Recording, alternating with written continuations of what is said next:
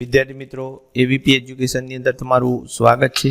જે વિદ્યાર્થી મિત્રો ચેનલને સબસ્ક્રાઇબ ના કરી હોય કરી લેજો, જેથી નવા વિડીયો તમને સરળતાથી મળી રહે।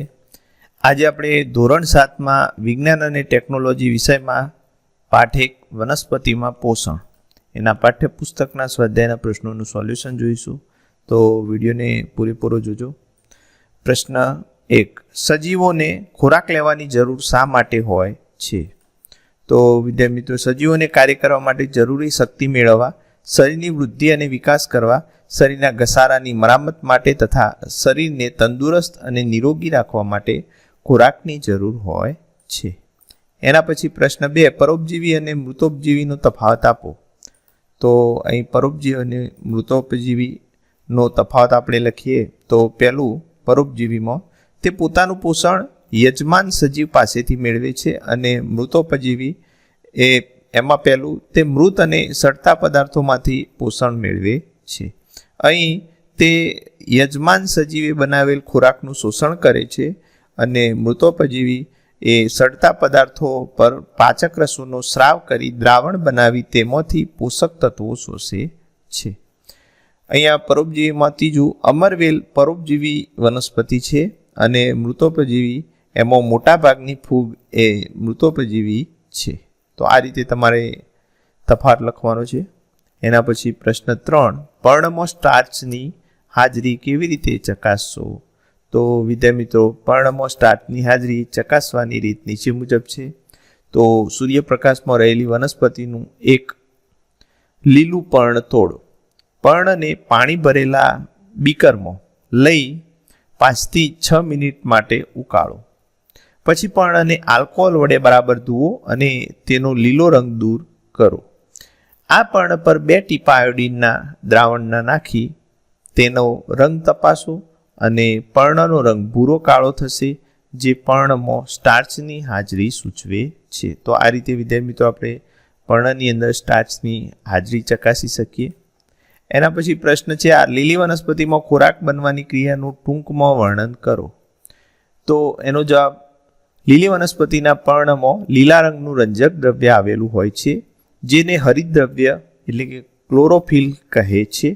તે પર્ણને સૂર્ય ઉર્જાનું શોષણ કરવામાં મદદરૂપ થાય છે। આ ઉર્જા પર્ણમાં કાર્બન ડાયોક્સાઇડ અને પાણીમાંથી ખોરાક બનાવવામાં વપરાય છે। આમ લીલી વનસ્પતિ હરિતદ્રવ્ય અને સૂર્યપ્રકાશની હાજરીમાં કાર્બન ડાયોક્સાઇડ અને પાણીની મદદથી કાર્બોદિત સ્વરૂપમાં ખોરાકનું સંશ્લેષણ કરે છે અને ઓક્સિજન વાયુ મુક્ત કરે છે। આ પ્રક્રિયાને પ્રકાશ સંશ્લેષણ કહે છે। આ પ્રક્રિયાનું સમીકરણ નીચે મુજબ છે। તો અહીંયા વિદ્યાર્થી મિત્રો, કાર્બન ડાયોક્સાઇડ, પાણી બરોબર, અને એ સૂર્યપ્રકાશની હાજરીમાં હરિતદ્રવ્ય, કાર્બોદિત પદાર્થ અને ઓક્સિજન બનાવે છે।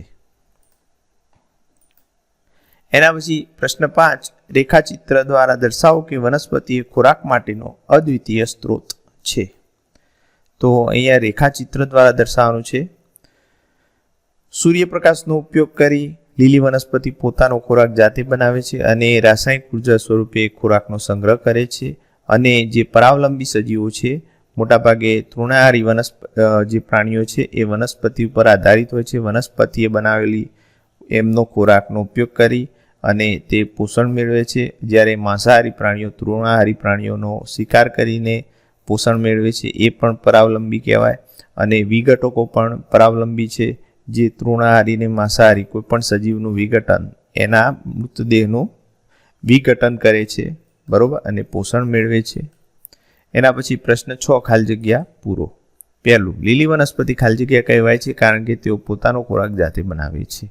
તો જવાબ છે વિદ્યાર્થી મિત્રો, પોતાનો ખોરાક જાતે બનાવે છે એટલે એને સ્વાવલંબી કહેવાય। બીજું, વનસ્પતિ દ્વારા બનાવેલ ખોરાક ખાલી જગ્યા સ્વરૂપે સંગ્રહ પામે છે। તો જવાબ છે સ્ટાર્ચ। ત્રીજું, પ્રકાશ સંશ્લેષણમાં સૂર્ય ઉર્જા ખાલી જગ્યા નામના રંજક દ્રવ્ય દ્વારા શોષણ પામે છે। તો વિદ્યાર્થી મિત્રો એમાં જવાબ આવશે હરિતદ્રવ્ય। ચોથું, પ્રકાશ સંશ્લેષણ દરમિયાન વનસ્પતિ ખાલી જગ્યા વાયુ લે છે અને ખાલી જગ્યા વાયુ મુક્ત કરે છે। તો પ્રકાશ સંશ્લેષણ દરમિયાન વનસ્પતિ કાર્બન ડાયોક્સાઇડ લે છે અને ઓક્સિજન વાયુ મુક્ત કરે છે, જે આપણા શ્વસન કાર્ય માટે જરૂરી છે। પ્રશ્ન 7, નીચેના નામ આપો। પહેલું, પીળી પાતળી દોરી જેવું પ્રકોણ ધરાવતી પરોપજીવી વનસ્પતિ। તો વિદ્યાર્થી મિત્રો એનો જવાબ છે અમરવેલ। બીજું, સ્વયં પોષણ અને પરપોષણ બંને પ્રકારનું પોષણ ધરાવતી વનસ્પતિ, તો કળશપર્ણ આવશે એમાં. ત્રીજું, પર્ણમાં વાત વિનિમય જે છિદ્રો દ્વારા થાય છે તે છિદ્રોને વિદ્યાર્થી મિત્રો પર્ણરંધ્રો કહે છે. પ્રશ્ન 8, સાચો વિકલ્પ પસંદ કરો. તો એમાં પહેલું છે અમરવેલ એ ખાલી જગ્યાનું ઉદાહરણ છે. 4 ઓપ્શન આપેલા છે. એ સ્વયંપોષી, બી પરપોષી, સી મૃતોપજીવી, ડી યજમાન. તો જવાબ આવશે વિદ્યાર્થી મિત્રો પરપોષી. બીજું, આ વનસ્પતિ કીટકોને ફસાવે છે અને આરોગે છે. અહીંયા 4 ઓપ્શન આપેલા છે. તો વિદ્યાર્થી મિત્રો એમાંથી જવાબ આવશે કળશપર્ણ, સી આપણે જાણીએ છીએ. એના પછી પ્રશ્ન 9, કોલમ 1 અને કોલમ 2 ના જોડકા જોડો. તો અહીંયા કોલમ 1માં સૌથી પહેલા હરિતદ્રવ્ય આપેલું છે. તો વિદ્યાર્થી મિત્રો હરિતદ્રવ્ય પર્ણમાં હોય. બીજા નંબરે નાઇટ્રોજન, તો વિદ્યાર્થી મિત્રો એ બેક્ટેરિયા આવશે. ત્રીજા નંબરે અમરવેલ, તો પરોપજીવી આવશે. ચોથા નંબરે પ્રાણીઓ, તો વિદ્યાર્થી મિત્રો એ પરપોષી આવશે. અને 5મા નંબરે કીટકો, તો એ કળશપર્ણ આવશે. તો આ રીતે તમારે જોડકું જોડવાનું છે. એના પછી પ્રશ્ન 10, સાચા વિધાન સામે ટી કરો અને ખોટા વિધાન સામે એફ કરો. તો અહીં પ્રશ્ન 1, પ્રકાશ સંશ્લેષણ દરમિયાન કાર્બન ડાયોક્સાઇડ મુક્ત થાય છે. તો જવાબ આવશે વિદ્યાર્થી મિત્રો એફ એટલે કે ખોટું.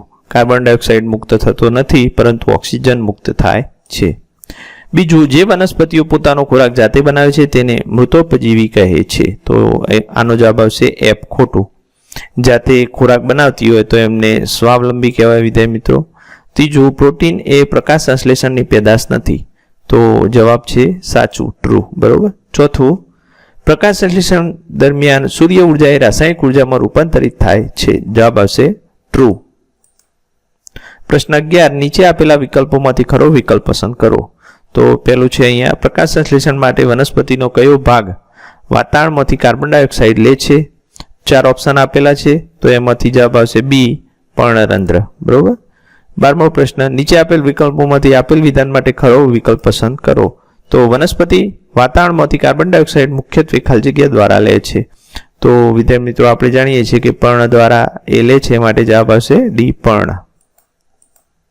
એના પછી પ્રશ્ન 13, ખેડૂતો મોટા ગ્રીન હાઉસમાં ઘણા ફળો અને શાકભાજી શા માટે ઉગાડે છે? તેનાથી ખેડૂતોને શા ફાયદા થાય છે?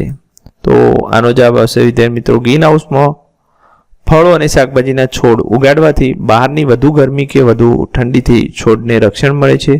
આથી છોડનો યોગ્ય વિકાસ થઈ શકે છે. ગ્રીન હાઉસમાં ફળ અને શાકભાજી ઉગાડવાથી ખેડૂતને થતા ફાયદા નીચે મુજબ છે. ગ્રીન હાઉસમાં તાપમાનનું નિયંત્રણ થઈ શકે છે. આથી કુમળા છોડને ખૂબ ગરમીમાં અને ઠંડીમાં રક્ષણ મળે છે. તેથી ખેડૂતોને પાકનો ઉતાર સારો મળે છે. ગ્રીન હાઉસમાં ઉગાડેલા છોડને પ્રાણીઓ નુકસાન પહોંચાડી શકતા નથી. તેથી ખેડૂતના પાકને નુકસાન થતું અટકે છે. ફળો અને શાકભાજીના છોડને ઉછેરવા માટે ખેડૂતને વિશેષ કાળજી લેવી પડે છે, જે ગ્રીન હાઉસમાં શક્ય બને છે. તો આ રીતે વિદ્યાર્થી મિત્રો સ્વાધ્યાયનું સોલ્યુશન કરવાનું છે. જે વિદ્યાર્થી મિત્રોએ ચેનલને સબસ્ક્રાઇબ ના કરી હોય કરી લેજો, જેથી આગળના પાઠના સોલ્યુશન પણ તમને મળી રહે.